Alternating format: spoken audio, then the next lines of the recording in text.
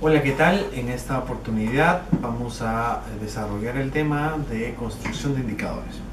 Este es el último tema previsto en el curso, el tema 5, y aquí vamos a repartir el tema en dos videos.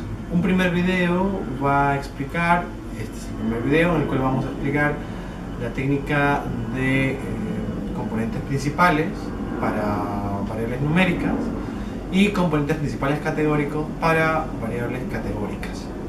Para el primero vamos a denominarlo como análisis factorial y para el segundo como escalamiento óptimo.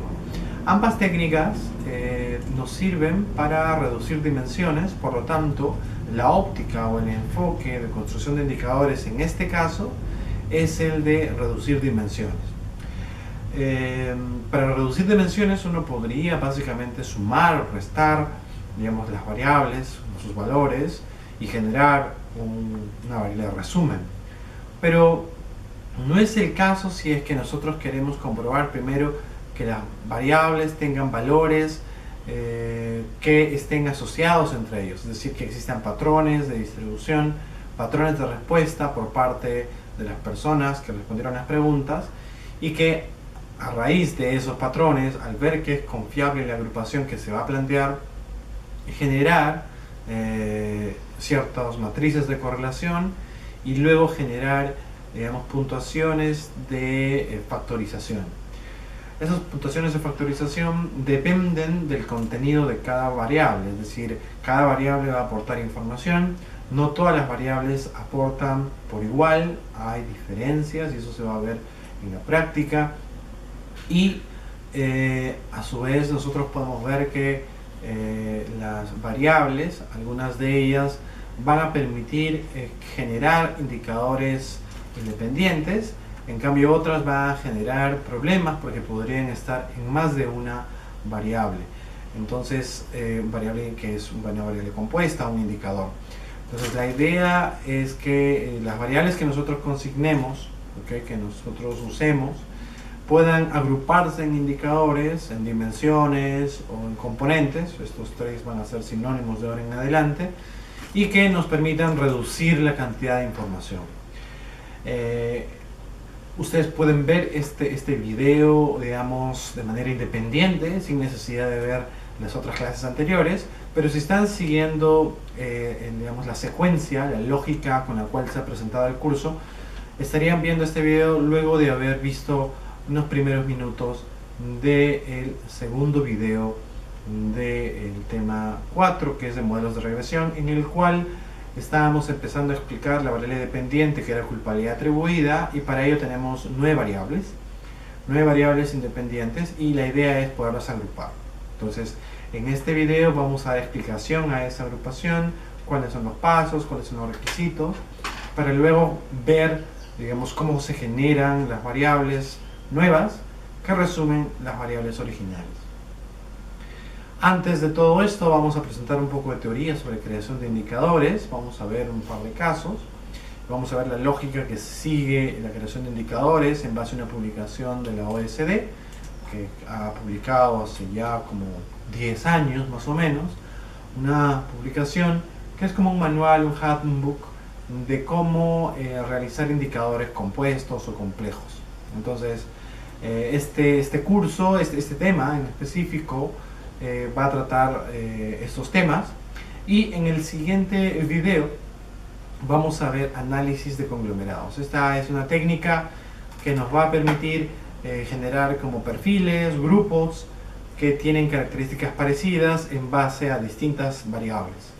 Entonces ambas técnicas, la que vamos a ver en este video y en el siguiente, son bastante complementarias, nos permiten reducir información, nos permiten simplificar la lectura de nuestros casos, simplificar las variables, y por ello es que son muy útiles a la hora de hacer análisis, porque muchas veces las vamos a vincular a los modelos de regresión, algunas veces vamos a hacer solamente indicadores, que puede terminar ahí, la investigación puede terminar ahí, lo que se quiere hacer, o más bien se quiere generar perfiles. Y dentro de perfiles, claro está, hay muchas técnicas que nos permiten generar como segmentos poblacionales. La técnica de conglomerados, análisis de conglomerados, es una de ellas, que sirve post hoc, es decir, luego de que hemos recogido la información hacemos el análisis. Hay otras que son ex ante y que nos permiten generar modelos de agrupación, como el análisis discriminante, por ejemplo, y otras que también vinculan la regresión, toda la parte explicativa de los modelos que hemos visto en la clase anterior con las técnicas de clasificación, y así tenemos los árboles de decisión, Tree Decision Models, que nos permiten explicar y a la vez clasificar y ubicar esas variables más importantes de un grupo. Entonces, claro, este tema podría dar para más, pero nosotros hemos decidido, por ser las técnicas más frecuentes, son las técnicas más replicadas en investigaciones, por ser también una de las más sencillas, presentarlas en estos dos videos. Entonces, ahora vamos a dedicarnos a la construcción de indicadores. Primero, vamos a ver un poco de teoría. Entonces, en la sección de resumen teórico de la presentación, en esta vez vamos a usar una presentación que se encuentra en Prezi. En la descripción del tema van a poder encontrar el video, digamos el video, y dentro del video vamos a poner la descripción en la cual ustedes van a encontrar un link que les va a derivar a esta presentación que está colgada en web, disponible para todos. En el resumen teórico podemos ver que un indicador es básicamente una medida, es una medida cuantitativa o cualitativa, derivada de una serie de hechos observados, factuales, que pueden revelar posiciones relativas, por ejemplo, posiciones entre países, poblaciones entre distritos, entre candidatos, entre alumnos, entre empresas, entre universidades, en un área determinada, ¿no? un espacio geográfico, un tiempo determinado. Es útil para hacer análisis de políticas, porque muchas de las políticas se desarrollan, digo muchas porque no todas, muchas se desarrollan en base a evidencia, en base a diagnósticos que permiten generar líneas de base y luego que van a ser indicadores de monitoreo y seguimiento para su posterior evaluación. Y evidentemente hay que pensar en muchas formas de medir lo que se está haciendo, tanto actividades, procesos, resultados, tiempos. Y para ello es posible que un indicador sea simplemente la sumatoria de cosas, el conteo, la frecuencia de hechos, o alguna aplicación de una técnica aritmética simple, ¿okay? Pero también existen aquellos que van a requerir unas técnicas un poco más sofisticadas, mucho más complejas, la aplicación de ecuaciones, y que a su vez estas, digamos, se pongan a prueba según algún nivel de significancia. Entonces, claro, volviendo al tema, es útil para hacer monitoreo de políticas, es útil para hacer análisis de esto, y nos permite comparar entre políticas, nos permite comparar la política misma en el tiempo. Entonces, indicadores son útiles. También sirven para ver, digamos, avances, en materia genérica, digamos, en materia económica, en materia de salud, en materia de educación. Tenemos indicadores o índices bastante conocidos como el IDH, el índice de percepción de la corrupción, el índice de densidad del Estado. Hay otros nuevos como el índice de paz global, un índice como el de la apertura de información, el Open Data Index, y así hay otros nuevos. Y la idea del investigador social es ir aportando más métrica, más indicadores para que se pueda ver, monitorear y sugerir y cambiar ciertas actividades, ciertos procesos en pos de una mejora en una organización, en un país o de una política. Entonces los indicadores han aparecido en las últimas décadas y cada vez es un uso mucho más extensivo. ¿Qué es un indicador compuesto? Pues básicamente se forma cuando indicadores individuales se compilan en uno solo en base a una teoría subyacente. No es gratuito, digamos, no es sencillo, o no es porque yo sé usar la técnica y voy a agrupar cualquier variable. No, necesitamos teoría que dirija la investigación, teoría que nos pueda a nosotros privilegiar ciertas variables por sobre otras, teoría que nos permita justificar la presencia de esas variables, teoría que nos permita, digamos, argumentar o pensar en la lógica que está detrás a la hora de establecer una recomendación. es muy importante ver que esto no se puede hacer sin la literatura previa, sin experiencias previas, sin teoría que está detrás. Entonces, claro, es una forma, digamos, de medir lo que dice la teoría, pero a la hora también de replicar o de ampliar un indicador, de proponer uno nuevo, tiene que ceñirse a ella. Caso contrario, vamos a terminar generando indicadores que pues, no tienen suficiencia o validez teórica, no tienen digamos, no se ubican dentro de un corpus teórico, dentro de una línea de investigación, indicadores que pueden no usarse también, indicadores que no sean tan claros porque han mezclado muchos componentes y a la larga no se sabe bien lo que se está midiendo. Entonces, claro, aquí básicamente es establecer que indicador y teoría van de la mano. ¿Okay? Usualmente son conceptos multidimensionales. ¿Okay? Es difícil, digamos, medir fenómenos genéricos o históricos como competitividad, industrialización, sostenibilidad, integración de un mercado único, o la sociedad del conocimiento, o pensando más en variables individuales como bienestar, felicidad, o como pensar también en categorías que se han hecho para medir regímenes o medir gobiernos como calidad de la democracia.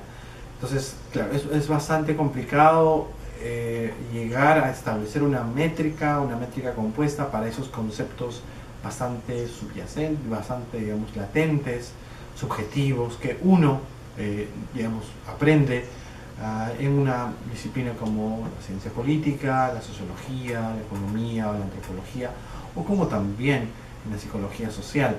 Entonces, claro, la idea es que esos indicadores que nosotros podamos crear sirvan para comprender mejor y, digamos, encontrar en los datos, en la realidad, aquello que nosotros hemos aprendido. ¿Qué ventajas tiene usar indicadores? Pues la comunicación se hace más sencilla, más directa, uno ya empieza a hablar en puntuaciones, por ejemplo, puede ser un indicador del 0 al 100, donde 100 es que va muy bien y 0 es que va muy mal, y puedes rankear países, rankear distritos, rankear inversiones, rankear cuál de los distritos está mejor en su PBI, cuáles de los distritos tienen más empleo o no. Entonces, claro, permite comunicar sencillo. Pero a su vez, digamos, es un uso de la misma moneda, pero al revés, es que al ser muy sencillo podría derivar en simplificaciones a la hora de plantear recomendaciones o a la hora de entender el proceso que está detrás. Por eso que a la hora de presentar un indicador siempre es importante acompañarlo de teoría, acompañar de la descripción de cómo leer el indicador. Es importante justificar la presencia del indicador y plantear la metodología, mostrar la metodología que está detrás. También un buen uso de los indicadores es que, digamos, colocan el tema dentro del centro de la arena política, porque los indicadores, al ser fácilmente comunicados, pueden llegar a una agenda coyuntural, una agenda de gobierno y empezar a tomar decisiones al respecto. Quizás desde varios frentes, desde varias información, es un poco difícil abstraer por dónde va el problema, pero con el indicador compuesto podríamos reducir la complejidad de esto. Ahora vamos a ver la clasificación, cómo se clasifica en los indicadores. Vamos a proponer una clasificación, no significa que sea la única, y no significa que la van a encontrar en todos los libros de consulta sobre indicadores o creación de índices. Vamos a llamar indicadores simples aquellos que usan aritmética simple, ¿okay? Es decir, suma, resta, multiplicación, división. Aquellos que usen este tipo de conectores aritméticos, nosotros vamos a denominarles indicadores simples. Vamos a llamar indicadores complejos cuando se usan técnicas estadísticas complejas, mucho más sofisticadas. Y vamos a denominar indicadores compuestos, ¿okay?, a aquellos que tienen varias dimensiones, es decir, aquellos que agrupan distintos tipos de conceptos. Si no es un solo concepto y que se ha medido en varias preguntas y se está agrupando, sino que son a su vez varias preguntas que aluden a conceptos distintos. Y por último, los indicadores individuales o unidimensionales, que aludirían al uso de datos sobre una sola dimensión o un solo tema. ¿Ok? Un solo tema. Entonces, esa es la clasificación que vamos a plantear en el Prezi, en la presentación. Desde el slide número 7 en adelante, ustedes van a poder ver que nosotros vamos a plantear un checklist, que lo vamos a pasar ligeramente rápido, pero que son necesariamente los pasos o los temas o los estadios en los cuales uno tiene que concentrarse para que luego pueda generar un indicador compuesto válido, confiable. Si uno se salta uno de estos pasos, si uno evita uno de estos pasos o simplemente no lo toma en cuenta y hace como que solamente el cálculo y la publicación, pues es posible que luego tenga críticas desde académicas, científicas, o como también críticas a la hora de su aplicación cuando ya está en política pública o cuando ya es un indicador oficial para medir algún resultado, algún proceso, alguna actividad. Entonces, lo primero que hay que hacer y tener en cuenta es que nos guiamos por la teoría, y ahí el primer punto es el marco teórico. Entonces, es necesario entender y comprender qué fenómeno estamos analizando, qué características tiene, cuáles son sus actores, ¿okay? Y es importante porque la teoría nos brinda un criterio para seleccionar las variables útiles a la hora de hacer análisis.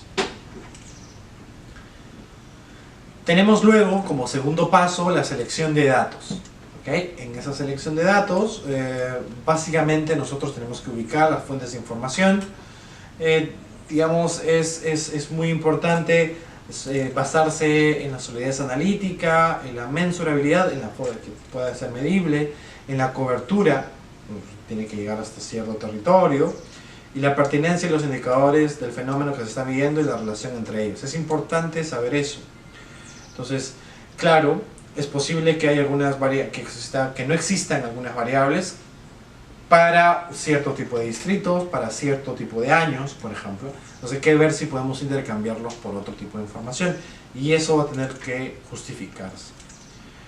En algunas veces vamos a tener que digamos, sustituirle información, y en algunos casos vamos a tener que hacer como pequeños saltos, ¿okay? o creación de pequeños artificios para poder tener información completa en el tiempo y en la cobertura espacial que nosotros estamos considerando para nuestra investigación.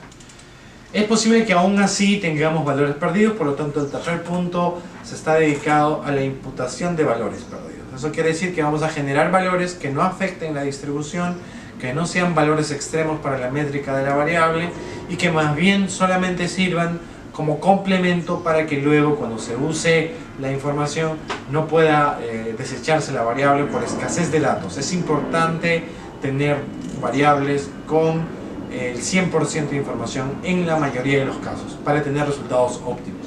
Entonces, para ello hay muchas técnicas de imputación. Hay para variables numéricas, hay para variables categóricas y hay para variables combinadas. Y la idea es comprender esas técnicas para luego hacer la imputación. Luego sigue el análisis multivariado, es decir, la idea es comprobar la estructura subyacente, ver si se relacionan o no las variables, ¿no? Los datos, con las técnicas de reducción de dimensiones y de conglomerados. Por eso la importancia de ver análisis de conglomerados seguido de ver este tema. Y nos da indicios porque ya empezamos a ver cómo se van relacionando las variables y si la teoría que hayamos contemplado en un comienzo tiene asidero, es útil para lo que con la información que estamos trabajando. Luego va a venir una etapa de normalización. ¿Qué es eso? Pues básicamente es trabajar los datos. Es posible que tengamos valores extremos atípicos, hay que tener en cuenta esos datos, hay que ver cómo los normalizamos, cómo los estandarizamos. Hay muchas técnicas de estandarización. Es necesario que tampoco violemos, digamos, la teoría en el sentido de que hagamos indicadores que no tengan mucha relación con lo que digamos, plantean los autores, en un sentido de que pueden tener solamente 2 dimensiones o 3 categorías o 5 categorías y nosotros estamos contemplando más categorías, puede ser un caso. Y es importante también porque vamos a ver que las distribuciones de las variables no son, pues, en la mayoría de los casos simétricas, sino que son más bien sesgadas. Entonces hay que ver si es necesario estandarizar, si es necesario cambiar ciertos tipos de distribuciones. Es posible, sí, pero hay que evaluar si es conveniente o no, y nada mejor que leer literatura previa respecto al mismo tema que estamos tratando y ver cómo la metodología ha podido lidiar con estos problemas. Lo más conveniente y lo más recomendable es que no se alteren los datos al albedrío, al criterio del investigador para favorecer sus resultados de investigación. Evidentemente eso no es ético. Lo que hay que hacer es básicamente cuidar de que la variable no se vuelva inútil o se deje en desuso. Entonces para ello está la imputación y para ello está la normalización. Pero inventar datos, falsear datos, cambiar los datos no es lo que se está recomendando aquí. Luego va a seguir una etapa de ponderación. Hay algunas variables que van a ser más importantes que otras, hay otras que dependen de otras. Entonces aquellas variables que son mucho más importantes, las primeras a considerarse, van a tener una ponderación mayor en comparación a otras que posiblemente sean secundarias, sean básicamente de complemento. Entonces no todas las variables tienen el mismo nivel de importancia. Seguido de eso es importante ver y es importante contemplar que hay un análisis de sensibilidad o de riesgo. Son técnicas que se sugieren utilizar para poder ver si las variables se acomodan a distintos contextos. Es posible que la misma variable de educación, combinada con la variable de salud y combinada con la PBI per cápita, es útil para un contexto como el peruano, pero podría no serlo para, por ejemplo, Nigeria, o podría no serlo para Suecia. Entonces, hay que ver si las variables están teniendo resultados óptimos, lógicos, entendibles, para todos los casos. Entonces, análisis de sensibilidad nos permite tener indicadores robustos. A ver, ¿qué pasaría si estos resultados se vuelven a replicar pero con data de hace 10 años? ¿Qué pasa si quitamos un caso? ¿Se cae toda la construcción del indicador? Porque ustedes saben que los indicadores dependen de los otros valores para generarse la escala. ¿Qué pasa si quitamos 2? ¿Cambia por completo? ¿Qué pasa si quitamos 10? ¿Cambia por completo? Es necesario ver, alterar, hacer cambios, quitar variables, poner variables. ¿Qué variable es más importante que otra? ¿Qué pasa si lo ponderamos de manera distinta? Estos escenarios, esta forma de jugar con la información, jugar con la data, es importante porque mientras más soporte los distintos escenarios, el modelo que estamos planteando, tanto teórico como metodológico, más confiable se vuelve, mucho más exhaustivo se vuelve, y eso le da más garantía de sostenibilidad, de uso en la academia, en las políticas. Entonces ya se vuelve menos criticable, en el sentido de que tiene, digamos, una metodología buena y resultados esperados. Entonces hay que escoger variables similares, a ver, cambiar con otras que ya teníamos, jugar con proxies, como son variables aproximadas, aplicar otras técnicas de imputación. A ver qué pasa si dejamos de utilizar hotdeck. Hotdeck es una técnica que se usa si es que nosotros reemplazamos los valores de una encuesta anterior con una encuesta que estamos realizando ahora y que tenemos casos perdidos, pero si vemos el perfil de la persona y encontramos un perfil parecido en una encuesta anterior, usamos sus respuestas tipo y los ponemos en nuestro cuestionario, en nuestra base de datos. Eso puede ser, pero también puede ser que haya cambiado el contexto económico, el contexto de riesgo, de percepción de riesgo, y esto haga que uno ya no tenga los mismos tipos de respuesta. Bajo condiciones normales podríamos hacerlo. Hay otras técnicas como la imputación múltiple, que también van a tener otro tipo de proceder. Pueden ser generar datos en base a algo aleatorio o en base a una regresión que puede ser lineal, múltiple, y esos datos reemplazarlos por los valores perdidos. También es útil cambiar los pesos, tal como estábamos comentando, o cambiar la técnica de agregación, de la reducción de dimensiones. Luego es muy importante, como octavo paso, volver a la data. ¿Qué es esto? Tenemos nuestro indicador. A ver, hay que compararlo con los valores originales. ¿Tiene sentido? ¿Hay lógica detrás? Es posible que uno de los valores, que un país, o un caso, una persona, una universidad, que sea nuestra unidad de observación, tenga casos bastante bajos en las variables, pero en el indicador salga con un indicador alto. Es posible. Entonces hay que buscar la justificación. ¿Por qué está sucediendo eso? ¿A qué se debe? Entonces eso es importante. Comparar los valores antiguos con nuestros valores actuales, luego de haber hecho haber aplicado toda la técnica y toda la metodología que estamos comentando ahora. Y es probable que cuando nosotros planteemos un indicador, también existen indicadores parecidos, pero con otra metodología, con otros datos, para otros contextos, hechos en otros tiempos. Entonces, es importante relacionarlo. A ver, oye, ¿dicen lo mismo? ¿Se contradicen? ¿O muestran tendencias parecidas? ¿O nuestro indicador es un poco más conservador? Es importante compararlo con otros indicadores. ¿Okay? Como último paso, el paso 10, nosotros tenemos que visualizar la información. Y cada vez hay técnicas mucho más actuales, técnicas que nos permiten graficar variables que antes, digamos, no se podían, o combinación de variables que antes no se podían. Entonces, ya ha dejado, digamos, no está en vanguardia, no es actual hablar ya del histograma o del gráfico de barras o del pie chart, sino que más bien se proponen otros tipos de gráficos, otros tipos de combinación de gráficos para mostrar una misma idea de manera más simplificada.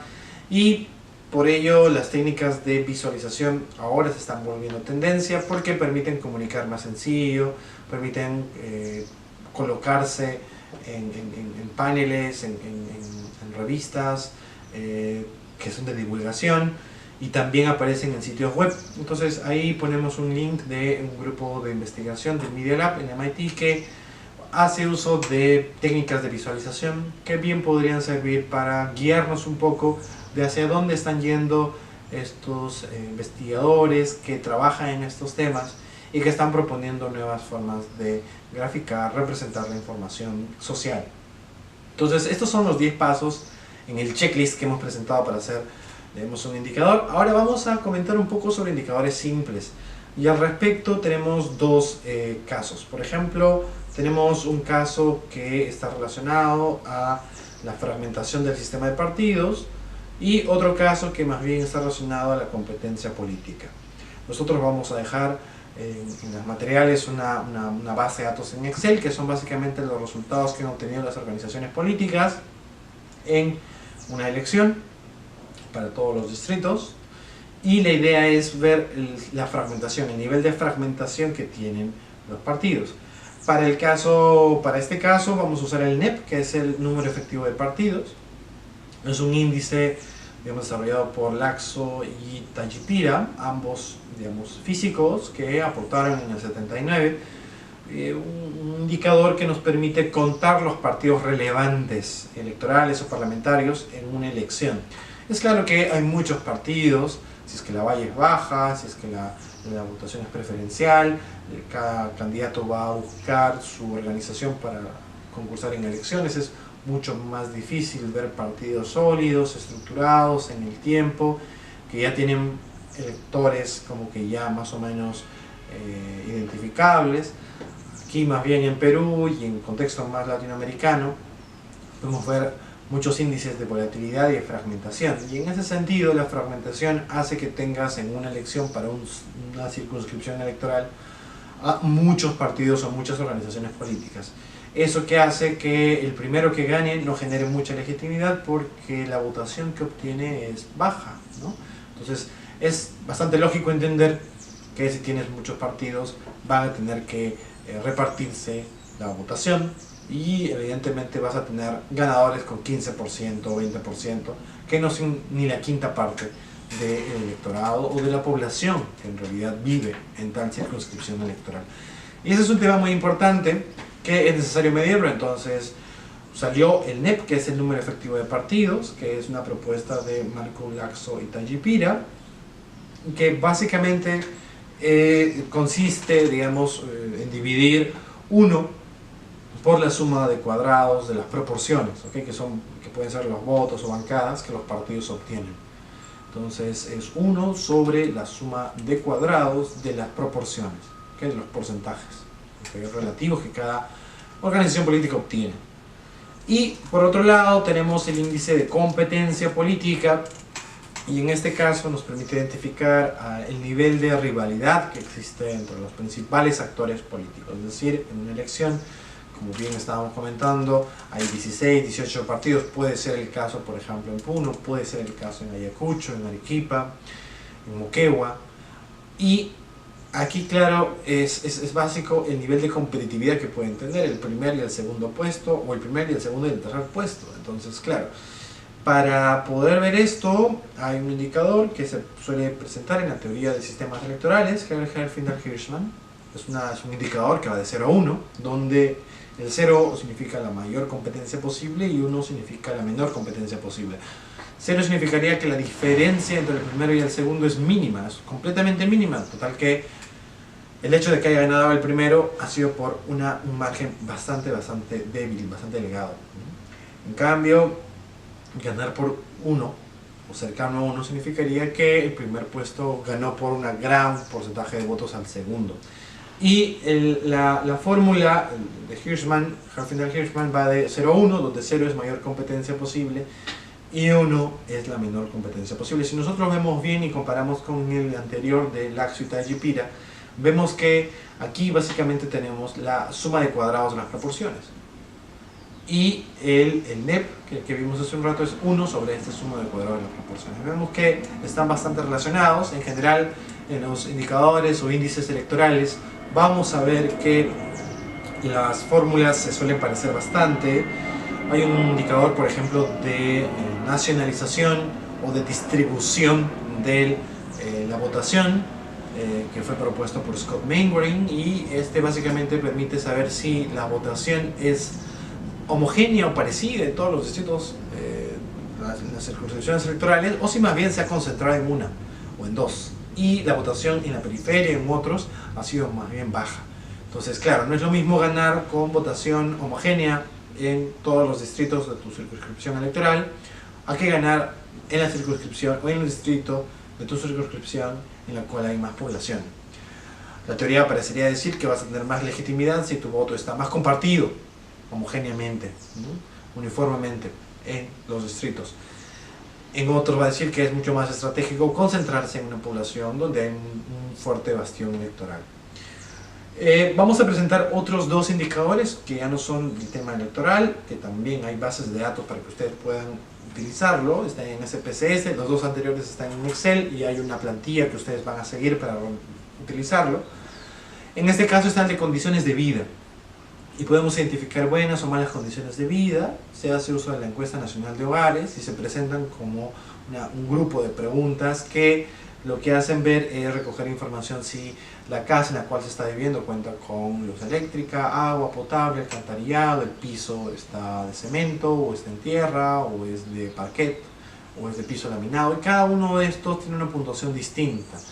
Tener artefactos eléctricos, eso suma más. Entonces, claro, podríamos simplemente sumando las puntuaciones generar un indicador compuesto que nos daría una idea de qué hogares, ¿no?, tienen mejores condiciones de vida que otros.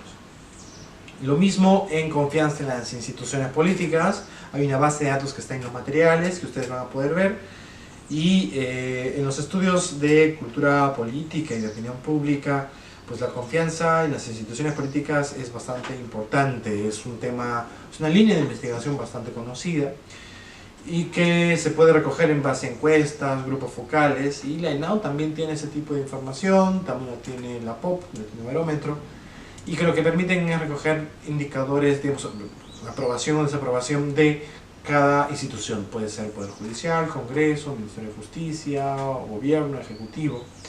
Entonces, claro, nosotros podríamos agrupar también estas puntuaciones y generar un indicador compuesto. En estas dos últimas versiones, a diferencia de las dos primeras, aquí básicamente es sumar las puntuaciones. Entonces, les recomiendo que vean un video tutorial sobre calcular variable y aplicar para estos dos ejercicios. Calcular variable es sencillo y la idea es que ustedes puedan generar ese indicador. Nosotros nos vamos a concentrar en la generación o en la utilización de un video que hemos preparado nosotros para la parte de construcción de indicadores, en la parte de componentes principales. Ustedes lo van a poder encontrar en el Prezi, que está en el curso con el cual estamos siguiendo este video. Está en el slide número 35. Ustedes van a poder ver, dentro del mismo Prezi hay un link tienes la imagen del video, ustedes le van a dar clic ahí, y el primero es de componentes principales, que es como una subclasificación del análisis factorial. Entonces, ¿cuáles son los pasos para desarrollar un análisis factorial? Primero hay que ir a la opción de analizar, que está arriba en el menú de herramientas, luego hacer clic donde dice reducción de dimensiones, y a la derecha hacer clic donde dice factor. Ahí ustedes ya saben el caso que hemos estado desarrollando en el tema 4, cuando vimos el segundo video sobre los 3 tipos de argumentos que se suelen utilizar en un juicio para que una esposa sea declarada culpable o inocente por haber matado a su esposo, y hay 9 variables, que la idea es que se agrupen en 3 indicadores. Entonces, en este video podemos ver que aparece un cuadro de diálogo cuando uno hace clic en factor. La idea es sombrear estas 9 variables y pasarlas a la derecha. En la opción de descriptivos, que está arriba, hay que hacer clic donde dice KMO y prueba de esfericidad de Bartlett. Es importante hacer clic en esto porque nos da indicios de que nuestro análisis factorial es bueno. En la opción de extracción, que es una opción que está debajo, hay que hacer clic en donde dice gráfico de sedimentación. El gráfico de sedimentación es importante porque nos permite ver los factores o las dimensiones que se van a generar. Luego, en donde dice puntuación, es necesario que nosotros hagamos clic, o en la opción que dice rotación, es necesario que nosotros hagamos clic en la sección de Parimax. Es una opción de rotación que lo que va a hacer es poner los valores de las puntuaciones de la matriz de manera más clara. Van a aparecer menos puntuaciones, las puntuaciones van a aparecer para un solo componente o una sola dimensión, máximo 2, y la idea es elegir entre ellas el valor mayor. Luego nosotros tenemos que hacer clic en donde dice puntuaciones y utilizar la opción de guardar como variables, y ahí vamos a hacer clic donde dice regresión, es decir, vamos a usar la regresión, la técnica de regresión, para guardar la información. Esos valores que van a generarse ahí van a ser producto de una regresión. En la sección de opciones vamos a hacer clic donde dice suprimir pequeños coeficientes. La idea es que cuando se muestra la matriz de puntuaciones, para poder ubicar las variables con sus dimensiones, es una matriz que vamos a explicar en un momento, la idea es quedarnos con los valores más altos, los valores más representativos. Entonces, valores por debajo del 0,33 o el 0,40 se pueden considerar como valores bastante débiles. La idea es considerar valores altos, y la idea es ubicar una variable, una dimensión. Una variable no puede estar en más de una dimensión para poder generar el indicador. Vamos a poner 0,33 y seguidamente vamos a hacer clic donde dice aceptar.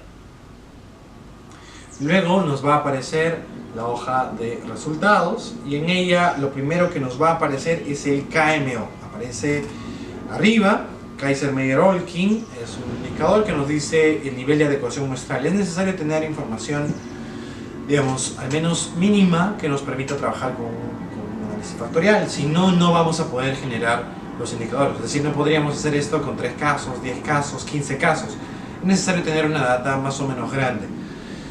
Y cuando se encuentre una data más o menos grande y los valores que estamos considerando, las variables que estamos considerando, tiene valores que se relacionan entre ellos, entonces Kaiser-Meyer-Olkin va a salir cercano a 1. Mientras mayor a 0.6 sea, va a ser mejor para nosotros.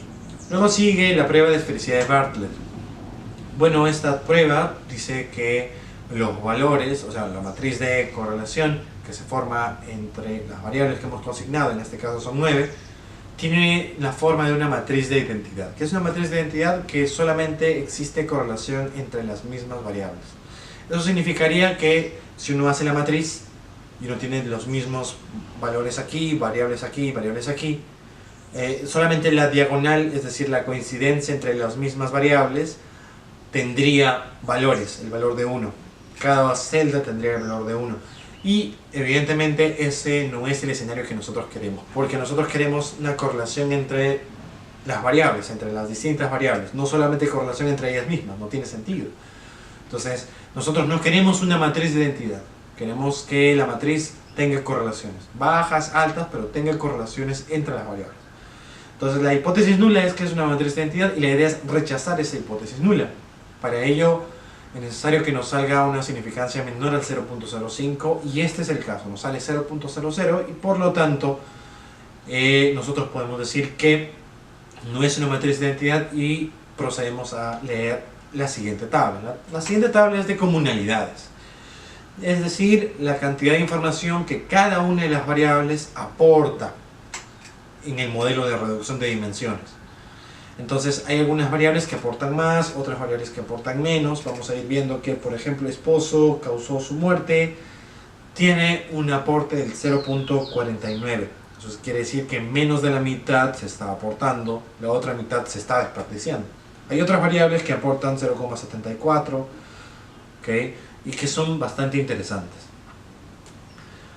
Tenemos luego una tabla que habla sobre la varianza explicada. Ahí podemos ver que son solamente 3 componentes que pasan los autovalores mayores a 1. Los autovalores mayores a 1 serían aquellos que pasan más del 100%, es decir, agregan más de la variable original, empiezan a agregar otras variables y son interesantes porque tienen más información. Por ejemplo, el primer componente, el primer autovalor tiene el 29%, el segundo tiene el 21% y el tercero tiene el 13%. Vean esto en el porcentaje de la varianza, que es la segunda columna dentro de la sección de autovalores iniciales. En total vemos que en el porcentaje acumulado se está recogiendo el 64.6% de toda la información que se ha consignado. Es decir, el 100% que se ha puesto en las 9 variables, el 64.6% se está recogiendo. El otro restante no se está recogiendo. Y esto es porque tiene que factorizarse, buscan factores en común, entonces hay algunos valores que no tienen factores en común y no se agregan. Entonces los 3 factores recogen el 64% y el gráfico de sedimentación, que es un gráfico de línea, nos dice que hasta el tercer componente se pueden considerar como los que tienen autovalores mayores a 1. Los demás tienen autovalores mayores a 1. El 1 es como el corte que vamos nosotros a usar para poder distinguir cuáles son los autovalores que ya permiten generar indicadores y cuáles no. Evidentemente, en un escenario totalmente negativo podría ser que cada variable genere su propio indicador, es decir, que cada variable aporte por su cuenta al modelo, y ese no es lo interesante, porque aquí la idea es agrupar, más bien no es separar. Entonces ahí tenemos algo bastante interesante. Luego nos sale la matriz de componentes rotados. Esta matriz es muy importante porque nos presenta al final la rotación que se está contemplando para cada una de las variables. Se han formado 3 componentes, ustedes pueden ver bien, y están las variables, y cada una de las variables que se está contemplando se ubica en un componente. La primera variable está en el tercer componente, la segunda variable está en el primer componente, la tercera variable está en el segundo componente, la cuarta variable tiene un contencioso ahí, en litigio, es decir, está en el primero y en el tercer componente. Lo que hay que hacer es escoger el valor mayor, es decir, se va con el tercer componente. La quinta variable está en el primer componente, la sexta variable está en el segundo componente, la séptima en el tercero, la octava en el primero y la última en el segundo. Podemos ver que cada componente tiene 3 variables. Al final aparece una matriz de transformación de los componentes, pero es una tabla básicamente descriptiva, que es el resumen de lo que ha sido la factorización. Con esto uno termina la parte de análisis factorial, y el video para la parte de componentes principales categóricos, el video tutorial, se encuentra al costado. Es un video que tiene la misma ruta, son resultados parecidos. Lo único que tiene, digamos, de diferente son 2 cosas. La primera, que aquí uno tiene que escoger la cantidad de componentes o de dimensiones, porque uno tiene que personalizar cuántos componentes o dimensiones quiere, a diferencia del factorial, el cual nos sugiere la cantidad de dimensiones que se generan. Por eso es bastante interesante usar el factorial, aun cuando la información original que hemos usado para esta vez es información ordinal. Para este caso sí es una técnica que se acomoda a las variables que tenemos, que son variables cualitativas, es decir, esta sería la técnica idónea para esto. Pero aquí evidentemente tenemos que escoger la cantidad de componentes que queremos. Como tenemos tres conceptos en la teoría, y también lo hemos visto en el análisis factorial, se generan tres conceptos o tres componentes, le vamos a pedir tres dimensiones. Aquí la palabra componentes y dimensiones son básicamente sinónimos. Y la segunda diferencia es que el análisis de fiabilidad, el análisis de confiabilidad, que es el alfa de Cronbach, está dentro de este análisis. A diferencia del factorial, que no se encuentra ahí y uno tiene que hacerlo por otra vía, ¿okay? Tiene que entrar a analizar y hacer clic donde dice confiabilidad o fiabilidad, y se encuentra dentro de la sección de escala, es decir, analizar, escala y análisis de confiabilidad o de fiabilidad, y ahí ubicar las variables y ver si el alfa de Cronbach se acerca a 1. Ustedes pueden googlear algún tutorial, es bastante básico, es solamente pasos bastante sencillos, que ustedes van a poder ver si las respuestas que están en estas variables, digamos, se pueden agrupar, tienen patrones regulares y tienen escalas parecidas. Si ese es el requisito y se cumple, entonces el alfa de Cronbach va a ser cercano a 1. Si son escalas distintas, no hay un patrón de respuesta similar, los valores van a ser cercanos a 0. Valores mayores a 0,6 son buenos, valores mayores a 0,8 son muy buenos en confiabilidad. El análisis de componentes principales categóricos tiene dentro este análisis de confiabilidad, así que no es necesario hacerlo aparte, y nos permite ver resultados parecidos. Lo mismo que el caso anterior, es importante guardar las variables que se generan para ponerles el nombre y etiquetarlos, tal como hemos visto en el video 2 del tema 4 relacionado a modelos lineales generalizados. Con estos dos video tutoriales les pido que vean en detenimiento, están grabados los pasos bastante bien. Ustedes, y es más, están con viñetas, con descripción, ustedes pueden seguir haciendo uso de la base de datos y obtener resultados parecidos. Entonces, con esos dos videos tutoriales que están dentro de este video, ustedes pueden terminar estas dos técnicas y darles uso a la hora de generar indicadores. En el siguiente video nosotros vamos a ver el análisis de conglomerados, que es bastante complementario a este, pero la diferencia es que ya no vamos a agrupar variables, sino que vamos a agrupar casos. Es importante también usar esta técnica de reducción de dimensiones porque nos permite evitar la multicolinealidad, uno de los requisitos de la regresión lineal que hemos visto en el primer video del tema 4.